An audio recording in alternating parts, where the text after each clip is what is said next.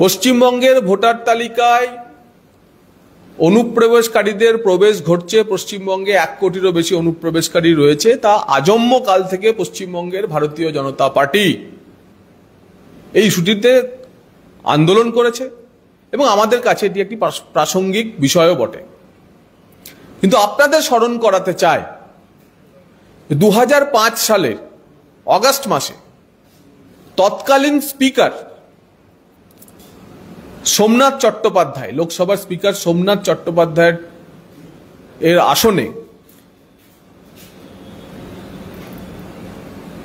অবৈধ বাংলাদেশিদের ভোটার তালিকায় থাকা নাম ছুঁড়ে কাঁদতে কাঁদতে যিনি বেরিয়ে এসেছিলেন যে পশ্চিমবঙ্গের ভোটার তালিকায় শুধুই বাংলাদেশিদের নাম, তার নাম মমতা বন্দ্যোপাধ্যায়। আরেকটু যদি পেছিয়ে যায় 1993 সালের যে 21শে জুলাইয়ের আন্দোলন, আগামী কয়েকদিন পর আবার 21শে জুলাই আসছে, সেই আন্দোলনের বিষয় ছিল সচিত্র পরিচয়পত্রের দাবিতে যুব কংগ্রেসের আন্দোলন। কেন না, তৎকালীন বামফ্রন্ট সরকার সিপিএম প্রচুর ভুয়ো ভোটার তালিকায় ভরে রেখেছে, বাংলাদেশি ভোটার তালিকায় ভরে রেখেছে।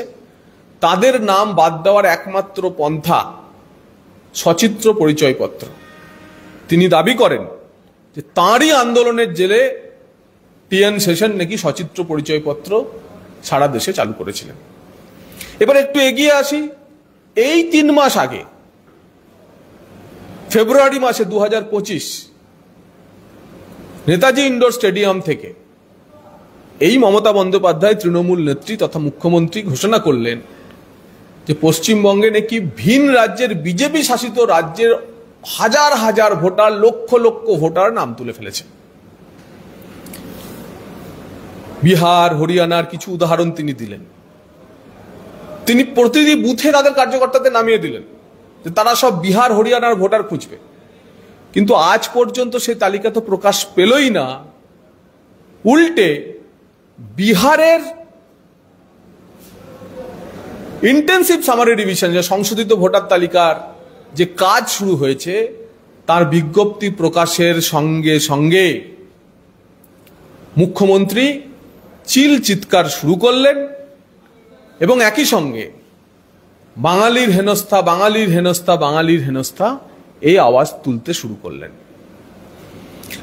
মাননীয়াকে স্মরণ করাতে চায় 2005 সালে যে বাংলাদেশিদের ভোটার তালিকা, বাংলাদেশিদের নামওয়ালা যে ভোটার তালিকা আপনি স্পিকারের চেয়ারে ছুড়ে দিয়ে এসেছিলেন, সেই চাল আর কাকর বাছাই হয়েছিল 2003 সালের এই এমনই একটি ইন্টেন্সিভ সামারি রিভিশনের পরেতে।